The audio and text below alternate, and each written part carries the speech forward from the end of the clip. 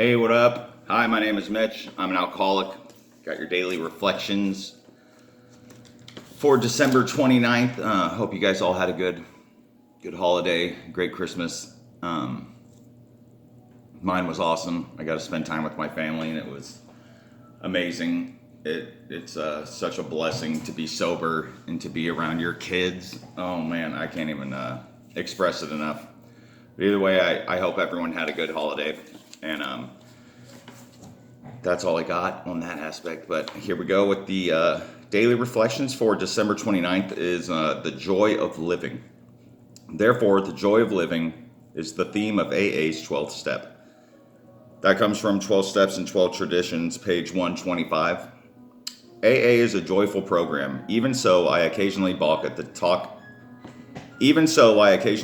taking the necessary steps to move ahead and find myself resisting the very actions that could bring about the joy I want.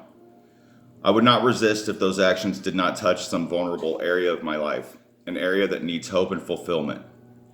Repeated exposure to joyfulness has a way of softening the hard outer edges of my ego. Therein lies the power of joyfulness to help all members of AA. Another good one, like usual. The parts that stood out to me was I would not resist if those actions did not touch some vulnerable area of my life that needs some hope and fulfillment. I have, for me, the thing I resisted the most was my inventory and being honest with myself and writing all that stuff down. It's funny, you'll start writing something down and then something else will pop in that you remember, and it's pretty difficult. For me, that part was. I know a lot of people, the first step is pretty much the most difficult, admitting you have a problem and you're powerless, because that's our ego and we don't want to admit that.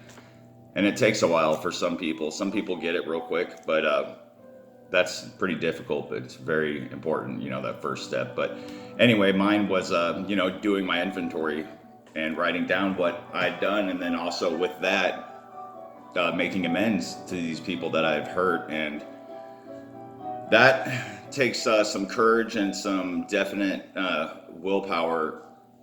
You just have to know it's part of your healing, because you can't hold in that stuff. You have to embrace it, and it's going to be uncomfortable. Definitely you want to find someone you can trust again and talk to. But, just getting sober, people can do it. But really, you gotta do some other work, because why were you to that point? Why were you to that point of using it to numb everything out? And you thought the world was such a horrible place that only alcohol or drugs could make it better. It's just not the case, Of course, we become like chemically addicted to this substance and drug, and alcohol is a drug. But, so it's great to do that inventory and find out what was causing it. And that's where I am. I'm very interested in all this stuff now, seeing how the brain works and all that. So yeah, mine was, it was uncomfortable doing my inventory, and 2, making my amends. But I promise, once I did those amends, that was great. But really, once I did the inventory, oh my goodness, I was just like, I've never felt so free of like, oh yes. And I admitted it to my sponsor and all that. And once you get that off your plate, holy moly, it is a life changer, because you have a clean slate. You're not holding in any of that stuff anymore. You got to have someone to talk to that you can trust and let all this stuff out. And you have to make those amends to people, because just because you're doing good, you're still causing some negative energy to other people, whether you think you are or not. Just because you're good and you're happy, who have you hurt? That's still hurting because of what you've done. That's negative energy that you still have out there, and that negative energy is real. It's still residing in those people. It's bad for them. That's not right for you to just carry on with your life while you left that emotional pain inside of someone else. Also, a part that stood out to me in this one was the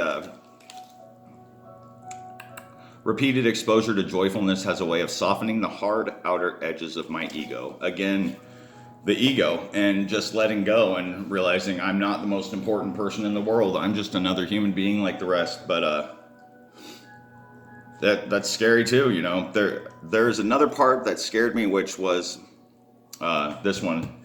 Will I ever have fun again? because that's scary, because I associated everything with drinking, and we think it makes everything better. I thought I was a better skateboarder. I thought I was a better artist. I thought I was a better person in general. I thought I was cooler to hang out with. I thought I was cooler when it's hilarious because we're not really cool at all, you know. When you're an alcoholic like I was, maybe I was fun for a little bit, but geez, that was gone pretty quick. And then you're just a drunk idiot calling people all late at night and rambling about stuff, taking offense to things that aren't even offensive at all, being mad at the ones you love, not talking to the ones you love. The list is could go on infinitum, or however that word is, whatever it is, but I could go on endless, you know.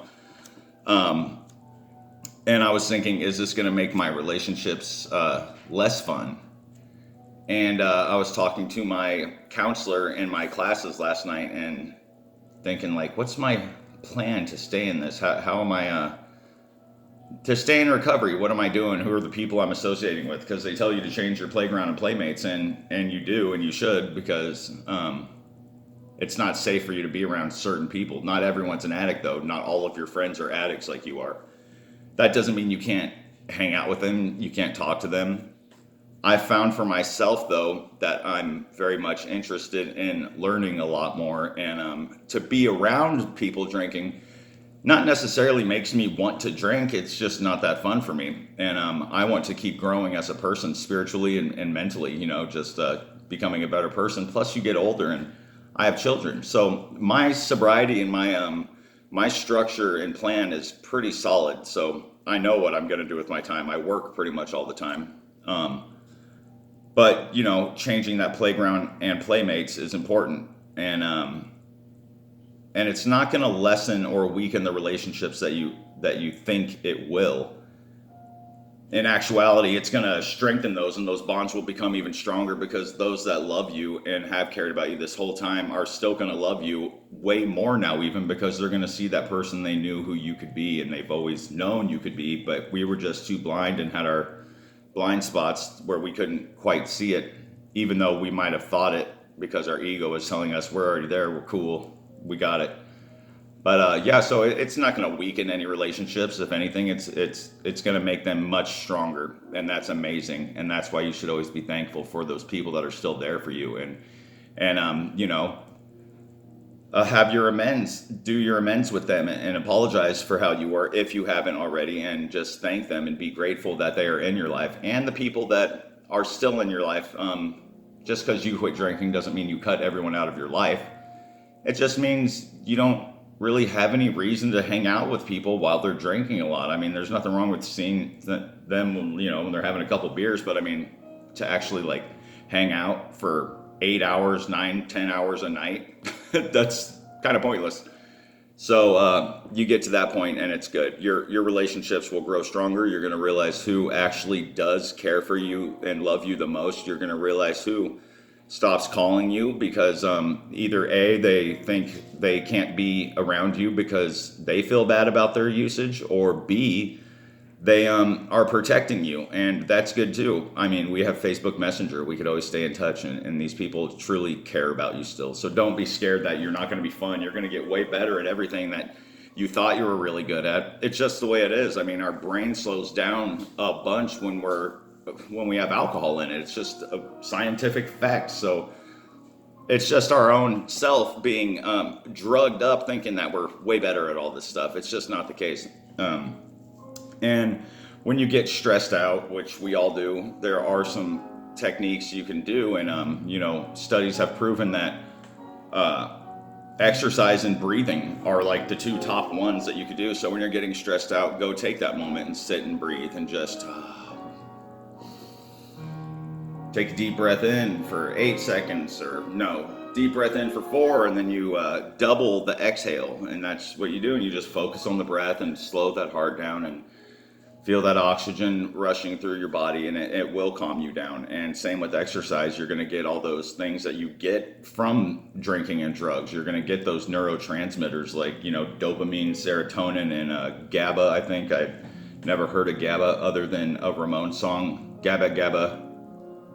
Hey, GABA, I can't remember it. GABA, GABA. We accept you, one of us. You probably know it. If you don't, GABA, GABA, hey.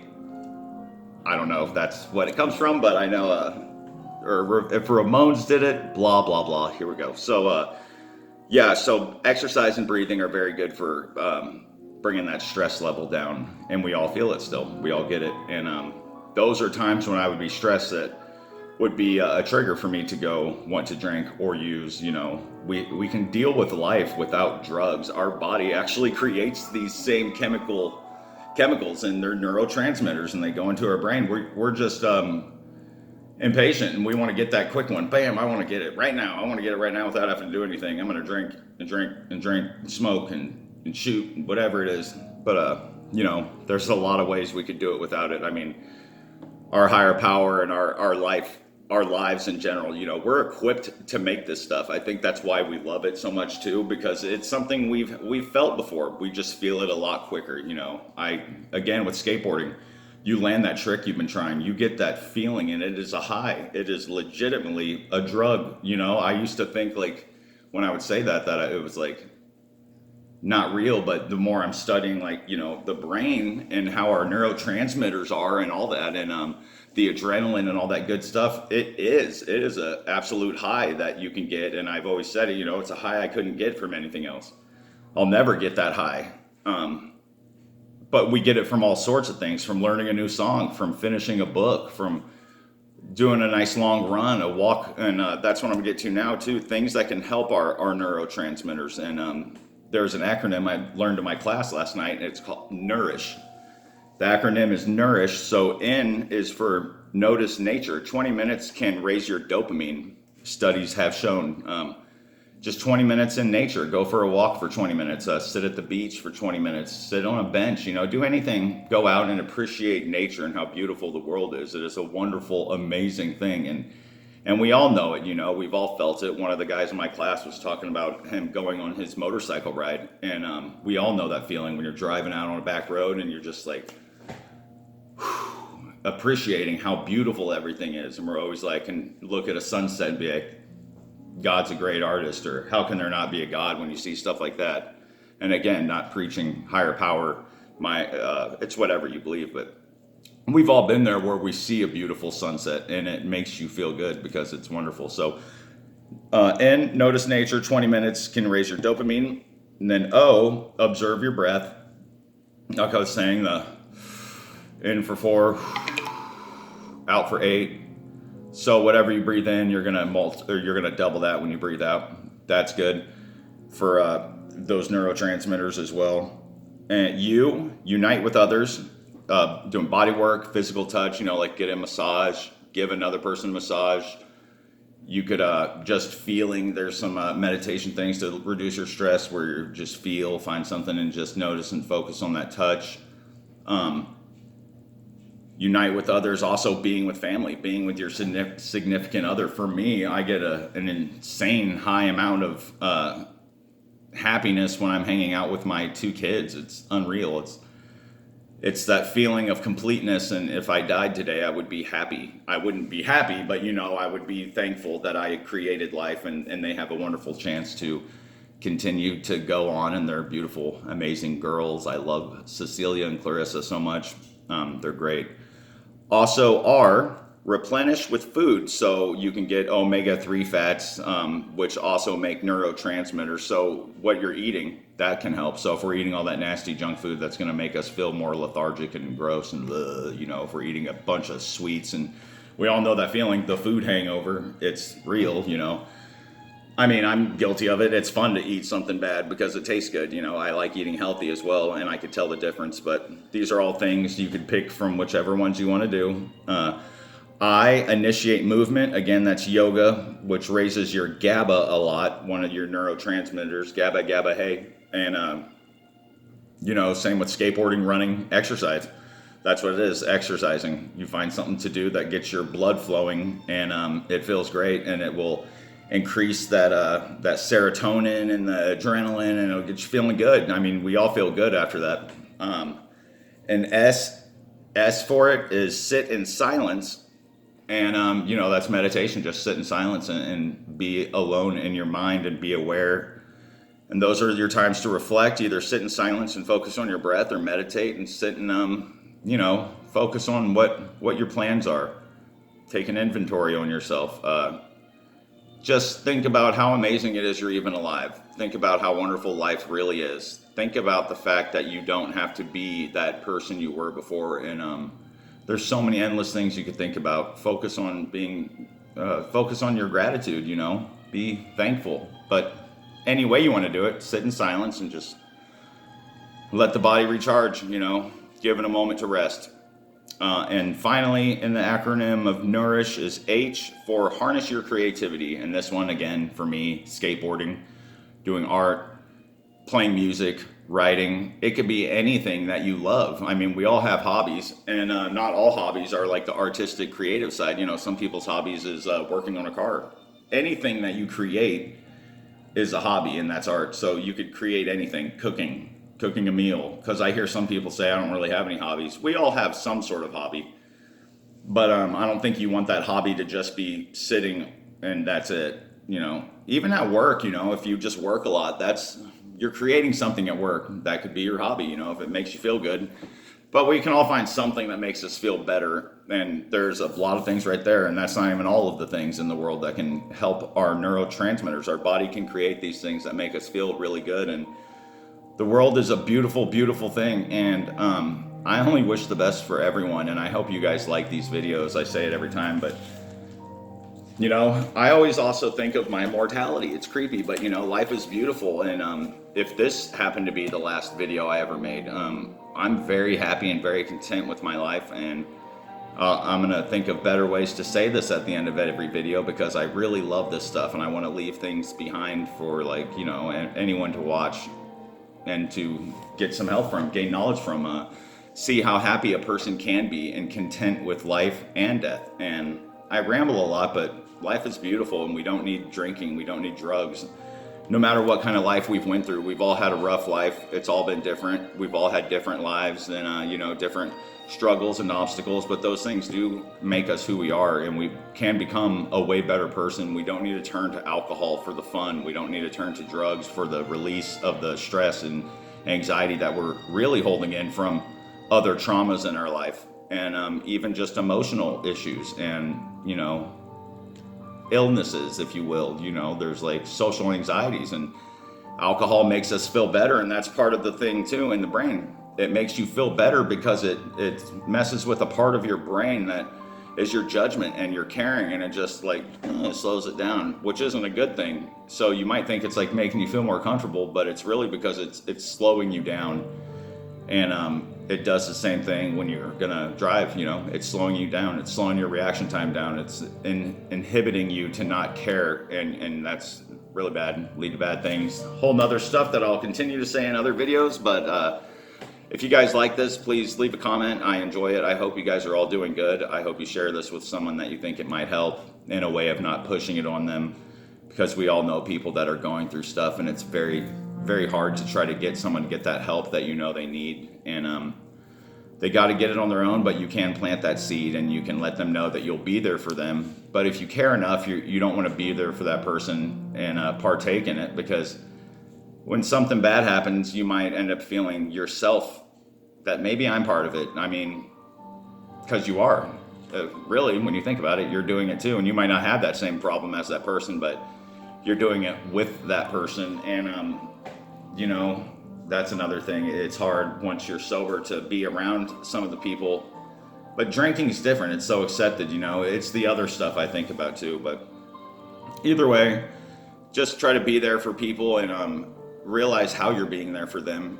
And trust AA. It's okay. It's not a cult. It's cool. And if you don't like it, find your other way. But there are rules that are in AA that will be found in all recovery, and that is do your inventory and figure out why you are the way you are, and how you can fix that, and start studying more on your mind and how to fix that, because a lot of these issues that we use drinking and drugs to release ourselves from or relieve ourselves from can be fixed in our own minds. And I'm working on it. It's a daily thing, and one day at a time. Don't get stressed out. I love you guys. I hope I didn't go for too long.